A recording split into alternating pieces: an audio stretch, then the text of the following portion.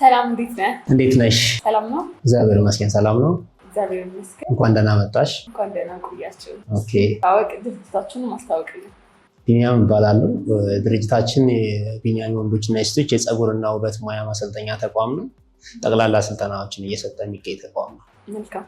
እኛም እንግዲህ ዛሬ እዚህ የመጣ ነው በርካታ ተማሪዎች ሊሆን ይችላሉ፣ ብዙ ሰራተኞች እንግዲህ እንደ አጫጭር ኮርሶች የሚመርጧቸው የውበት ተቋም ላይ የሚሰጡ ስልጠናዎችን ነው እና ለተመልካቾቻችን እናንተ ጋር የሚሰጡትን ስልጠናዎች በዲቴል ያለውን ነገር ለተመልካቾቻችን ለማቅረብ ነው እና በዋነኝነት ስለ ድርጅታችሁ የተወሰነ ነገር ስለ ዓላማው ስለተመሰረተበት ነገር የተወሰነ ነገር ንገር። ከተመሰረተ ከ3 ዓመት በላይ ሆኖታል። በስሩ በጣም ብዙ ልጆችን አፍርቷል። ብዙ ልጆችንም ከውጭ እስከ ሀገር ውስጥ ድረስ አስቀጥሮ የብዙ ልጆች አባት የሆነ ተቋም ነው። የተቋም በዚህ ሰዓት የስራ ወይም ደግሞ የስልጠና አግባቡ በጣም ተመራጭ የሆነ የስልጠና አግባቡ ነው። ያለበት ኤሪያም እንደምታዩት በጣም አሪፍ ኤሪያ ነው።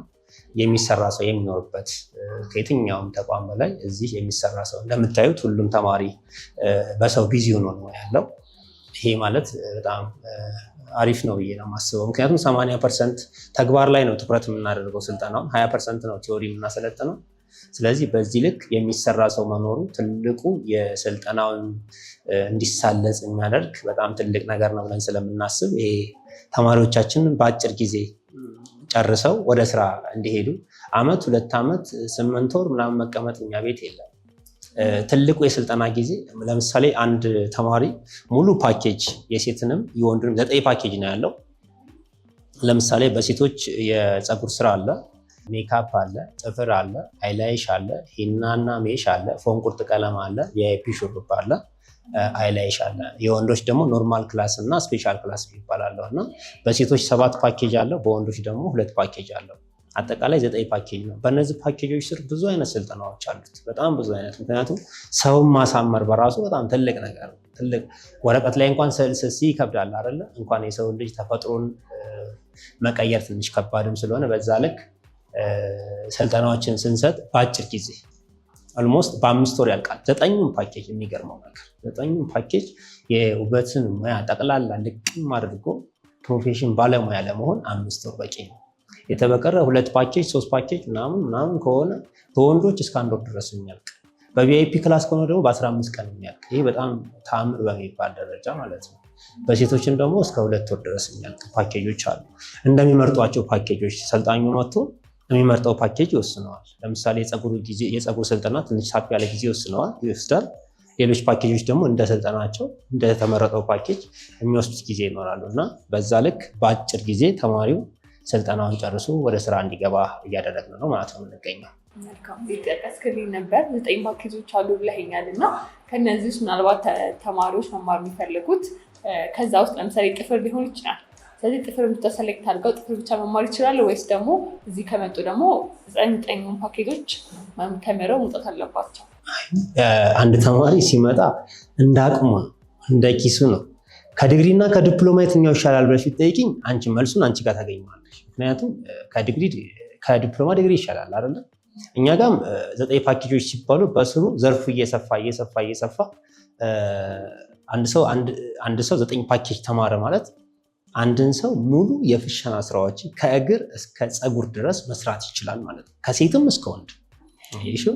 ስለዚህ አንድ ሰው የአቅሙን ነው መማር ይችላል። ጥፍር ብቻ መማር ይችላል፣ ፀጉር ብቻ መማር ይችላል፣ ፀጉር ሜካፕ መማር ይችላል፣ የወንዶች ኖርማል ክላስ መማር ይችላል መርጦ። ስለዚህ በዛ ልክ ነው የሚማረው። ሌላው እኛ ጋር አንድ ተማሪ ሲመጣ ዝም ብለን መመዝገብ አይደለም። ትንሽ ለየት የሚያደርገን ይሄ ነው። በነገራችን ላይ ተቋሙ ሰው አትርፎ ገንዘብ ለመክሰር የተቋቋመ ተቋም። እውነት ለመናገር ከሆነ በጣም ዲስካውንት በሚባል ቀልድ በሚመስል ደረጃ ነው የምናሰለጥነው እና ከተማችን ላይ የማይታዩ አሉ ተብለው የማይገመቱ ፕራይሶችን መግለጽ ይችላለዋል። ተመልካቾቻችን እንግለጽላቸው፣ ምክንያቱም ቢያውቁት ደስ ይላል ብዬ ከሚጓጉ። ለምሳሌ የሴቶች የፀጉር ስልጠና ሙሉ ስልጠናው 9,000 ብር ነው የሚጨርሰው። እሷም በ2 ወር የሚያልቀው ነው። በ2 ወር ሜካፕ 8,000 ብር ነው። ማቴሪያል በነገራችን ላይ አንድም ተማሪ ይሄን ስናገር በጣም ብዙ ተቋማት ላይ ማቴሪያል በተማሪ ነው ስለማውቅ ያለው ብዙ ጊዜ ማቴሪያል አሟልታችሁ ይሄን አሟልታችሁ ማማር ያለባችሁ ይባላል። እንደዛ ይባላል። እኛ ጋር ምንም ነገር በቃ መጣ፣ ተመዘገበ፣ ጋውን አዲስ ጋውን ወሰደ፣ ቀጥታ ወደ ስራ መግባት ነው እንጂ ሲመጣ ይዞት የሚመጣው ነገር የለም። እና ማቴሪያል ይዞት የሚመጣው ነገር የለም። በዚህ ልክ 9,000 ብር ፀጉር ነው የሴቶች ፀጉር፣ 8,000 ብር ሜካፕ ነው፣ 8,000 ብር ጥፍር ነው፣ 7,000 ብር አይላይሽ ነው፣ 7,000 ብር ፎም ቁርጥ ቀለም ነው፣ 7,000 ብር ሂናና ሜሽ ነው የእግርና የእጅ አጠቃላይ። ቪአይፒ ሹርባ 5,000 ብር ነው። የወንዶች ኖርማል ክላስ 7,000 ብር ነው። የወንዶች ስፔሻል ክላስ 11,200 ብር። ስለዚህ ወደ ድምር ስንሄድ የሴቶች አጠቃላይ ድምሩ 50,000 ብር ነው የሚጨርሰው ሙሉ ስፔሻል ክላሱ ለመጨረስ። የወንዶች ደግሞ ከፍተኛው 11,200 ዝቅተኛው 7,000 ነው። ኖርማል ከፈለገ ኖርማል ነው፣ ስፔሻሉን ከፈለገ ስፔሻል ነው። ስፔሻሉ 11,200 ነው፣ ኖርማሉ ደግሞ 7,000 ብር። ሌላው እኛ ጋር ለየት የሚያደርገን አንድ ተማሪ እኛ ጋር መጥቶ ሲመዘገብ አይዲያውን እንጠይቀዋለን። አንድ ሰው እኛ ጋር ሲመጣ ወይ የራሱ ለመክፈትና ለመስራት ነው፣ ወይ ደግሞ ሀገር ውስጥ ተቀጥሮ ለመስራት ነው፣ ወይ ደግሞ ወደ ውጭ ለመሄድ ነው፣ ወይ ደግሞ በእኛ ፕሮሰስ ሊፈልግ ይችላል። የራሱን ፕሮሰስ ያለው ሰው ሊኖር ይችላል፣ እህት ወንድም ፕሮሰስ ያደረግለት የትኛውም ዓለም ላይ ማለት ነው። በዛ ልክ ሲመዘገብ አይዲያውን እንጠይቃለን። አይዲያውን ከጠየቅን በኋላ ለእሱ አይዲያ ልክ የሚሆን ስልጠና ያለው ነገር ይሄ። አሁን ቅድም የነገርከኝ ነበር ዋጋው ብለህ ነበርና አሁን ምናልባት የውበቱ ዘርፍ ተፈላጊነቱ ከፍ እያለ ስለመጣ ሊሆን ይችላል መሰለኝ እና ብዙ ቦታ ላይ ዋጋው ያስደነግጣል አይደለ? ከባድ ገንዘብ የሚጠራው የጊዜው ስልጠናውን የሚወስድበት ጊዜ መጠን አጭር ቢሆንም ዋጋው ግን በጣም ውድ ሆኖ ይስተዋላል እና አሪፍ የሚባል ዋጋ ነው ለተመልካቾች ይዛችሁ የመጣችሁት። ሌላኛው ደግሞ ቅድም የነገርከኝ ነበር አይዲያ፣ ሁሉም አይዲያ ያላቸው ወይ ሊቀጠሩ ነው ወይ ደግሞ የራሳቸውን ለመክፈት ነው። ሌላ ደግሞ አዲስ ነገር ነግረህ ነበር ወደ ውጭ ሄደው ለመስራት ነው እና እሱስ ፕሮሰሱ ምን ይመስላል?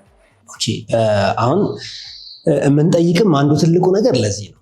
ምክንያቱም ለራሳችን እንከፍታለን ካሉ አንድ ተማሪ ተምሮ ሲጨርስ ሰርተፊኬቱን ይዞ ሲኦሲውን ተመዝኖ ብቁ ነህ ብለን ስናምንበት አንደኛ የእኛን ተማሪ አሰልጥነን መስደድ መስረጃ ብቻ ሰጥተን መላክ አይደለም፣ እሱ በቂ አይደለም። የራሱን የሚከፍት ከሆነ የራሱን እንዲከፍት ሙያዊ ገዛ አብረን ማድረግ። ኢቭን ቤት ሲከራይ ምን አይነት ሎኬሽን ቢከራይ የተሻለ ነው። ምክንያቱም ለውበት ሳሎን የሚከፈት ቦታ ይፈልጋል፣ ለቡቲክ ቦታ ይፈልጋል፣ ለምግብ ቤት ቦታ ይፈልጋል። እያንዳንዶች ቦታ ይመርጣል እና ሰው ስላለበት ብቻ ዝም ብለሽ የምትከፍቸው አይደለም ሳሎን እና ሎኬሽን መረጣም እናግዘዋለን። እቃ ግዢ ላይም እንዳይሸወዱና ኦሪጂናል እቃዎችን በቅናሽ ዋጋ እንዲገዙ እናግዛቸዋለን። የሚቀጠሩ አገር ውስጥ ከሆነ ቀጥታ አንድን ተማሪ ስንቀበል ሲጀምር መጀመሪያ ቦታውን የሚቀጠርበትን ቦታ ይዘን ነው የምንቀበል። የሚገርመው ነገር ይሄ ነው እና በዛ ልክ ቀጥታ ልክ እንዳይጨርስ አንድ ቀን ሳይሆን ቀጥታ ወደ ስራ ነው የምናስገባው። ስለዚህ ተምሮ ብቻ አይደለም ሄደው በደንብ ቅጥሩን ይመቻችለታል። እዚህ ጋር ሲማር እንደሚቀጠር ያውቀዋል። የውጭ ፕሮሰስ ከሆነ ደግሞ የውጭ ፕሮሰስ እኛ እያላክን ያለ ነው አሁን ለጊዜው አረብ ሀገር ነው። አረብ ሀገር ማለት በሙያ ነው የምንልካቸው ህጋዊ በሆነ መንገድ የኢትዮጵያ ሰራተኛና ማህበራዊ ጉዳይ፣ ስራና ክህሎት፣ ውጭ ጉዳይ ውል ይዞ ነው የሚልካቸው። እኛ ኤጀንት ሁነን አገናኝ መረብ ነን እኛ እንጂ በህጋዊ መንገድ የሚልካቸው በመንግስት ተቋም ነው የሚሄዱት። እነሱ ቀጣሪ ድርጅቶቻቸውን ከውጭ ኮኔክት እናደርጋለን ከተማሪዎቻችን ጋር። ተማሪዎችን ፈትነን በቪዲዮ ለቀጣሪዎች እናሳያለን። ካሳየን በኋላ ቀጥታ ምንድነው የምናደርገው? ቀጣሪዋ ልክ የእጅ ፍሌክሲብሏን ፕሮፌሽኗን ካየች በኋላ ማስረጃዋ ይላክላታል። ማስረጃ ፓስፖርት፣ ቪዛ ምንድነው ፓስፖርት፣ አይዲ ካርድ እና መታወቂያ፣ ከዛ ደግሞ ሲኦሲ እንልክላታለን ለቀጣሪዋ።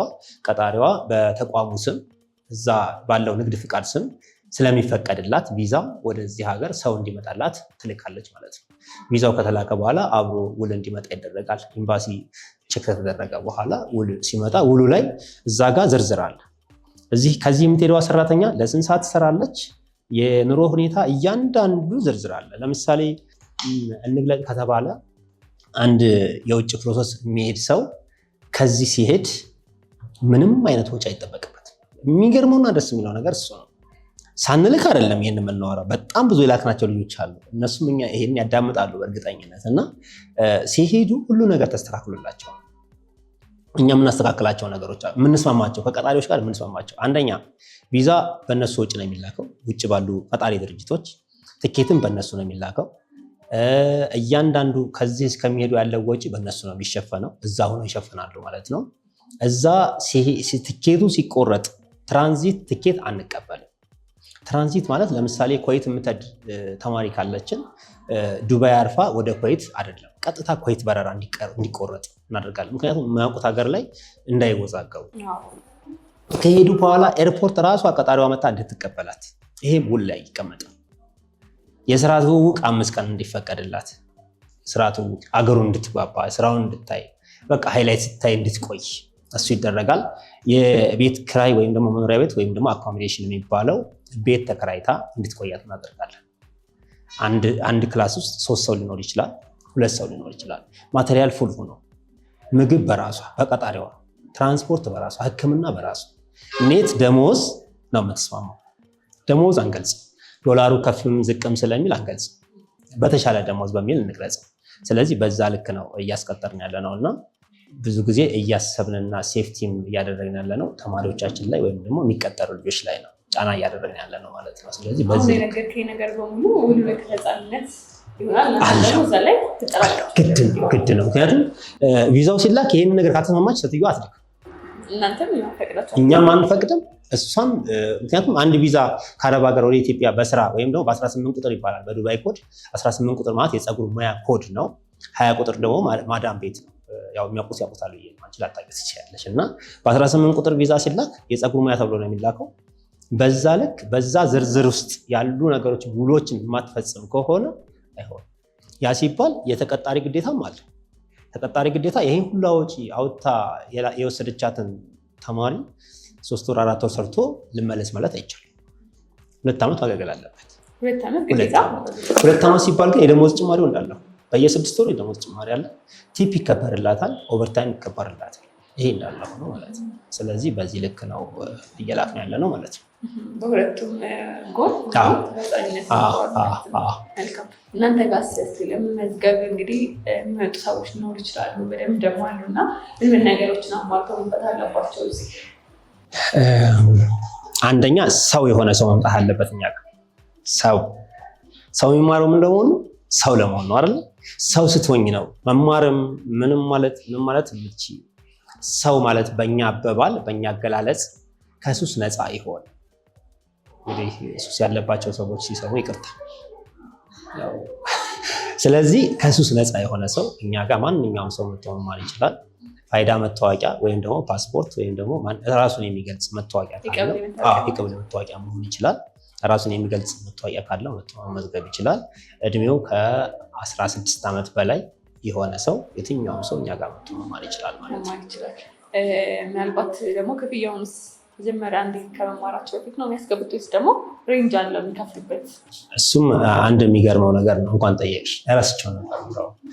እሱ እንደውም ምን አለ መሰለሽ፣ ብዙ ጊዜ አንዳንድ ልጆች አቅም ላይኖራቸው ይችላል። አንዴ መክፈል ትንሽ አቅም ላይኖር ይችላል እና እኛ ጋር በሁለት ክፍያ ይፈቀዳል። አሁን ይሄ እንዳልኩሽ አንድ ሰው የሚማረውን የትምህርት አይነት ወስኖ የዚህን ያህል ብር ትምህርት ነው መማር ካለ ያን የሚማረውን ብር በሁለት ክፍያ መክፈል ይችላል። ዛሬ ከፍሎ ከሆነ የዛሬ ወር ደግሞ ጋፕ ተሰጥቶት እንዲከፍል ማድረግ ይችላል። ምናልባት 8,000 ብር የሚያስከፍል ከሆነ 4,000 ብር መጀመሪያ አንደኛ ወር ካለቀ በኋላ እንደዛ ማድረግ እንችላለን ማለት ነው።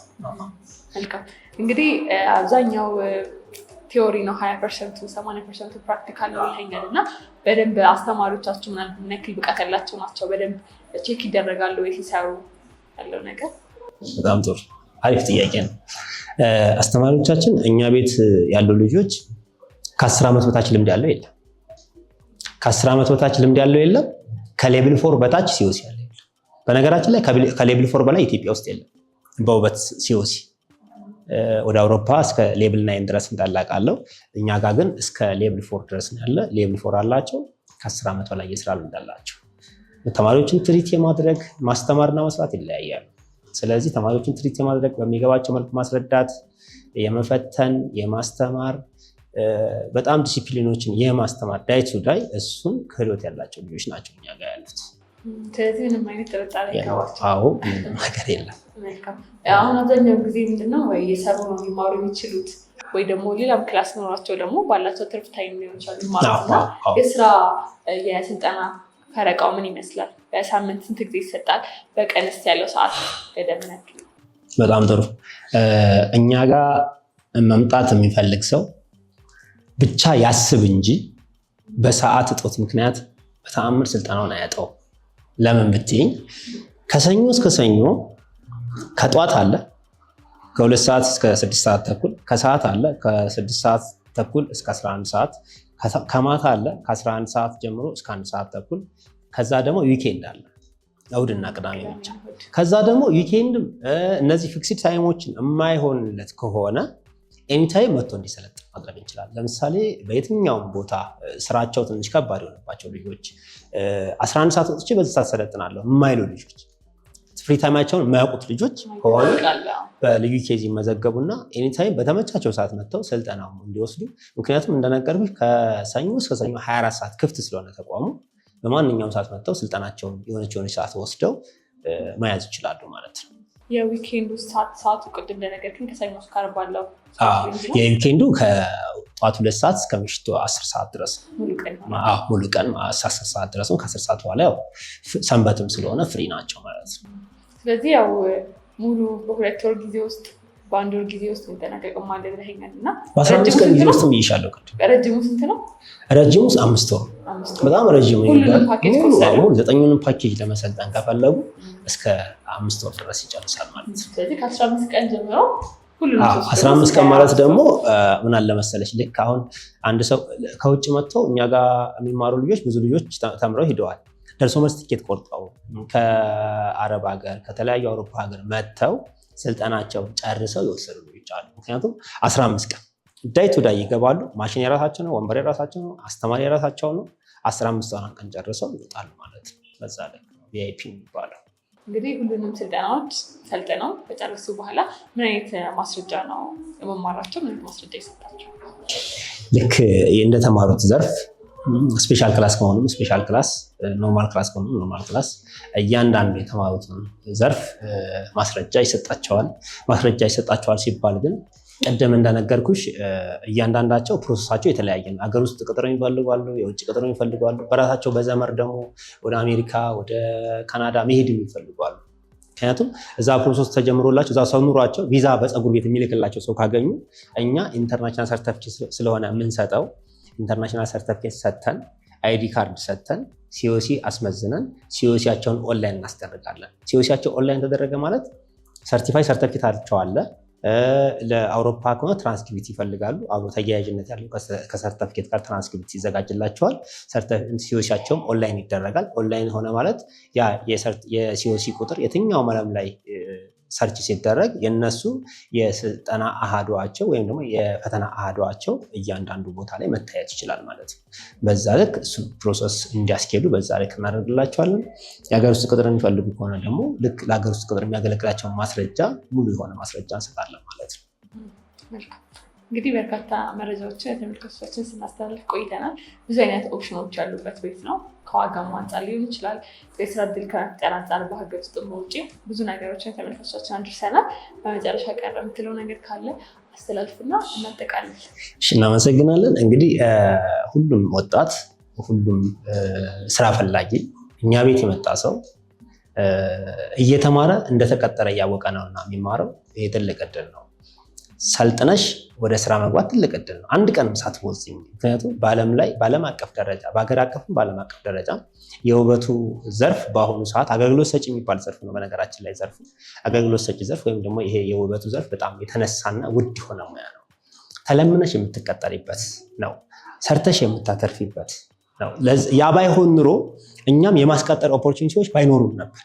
ከባድ ነው። ገብቶሻል አይደለ? ባይኖረን እንደዚህ አፋችንን ሞልተን መናገር አንችልም በተቋም ደረጃ። ስለዚህ ቀጣሪዎች በጣም ከምንም በላይ በቃ ከተማሪ ቁጥር በላይ የቀጣሪ ቁጥር ነው የሚበልጠው እኔ ጋ ዝርዝር ጋር ስታይ እና የትኛውም ተማሪ እኔ ጋ ሰልጥኖ ከስራ ነፃ ሆናለሁ ብሎ ማሰብ አይችልም።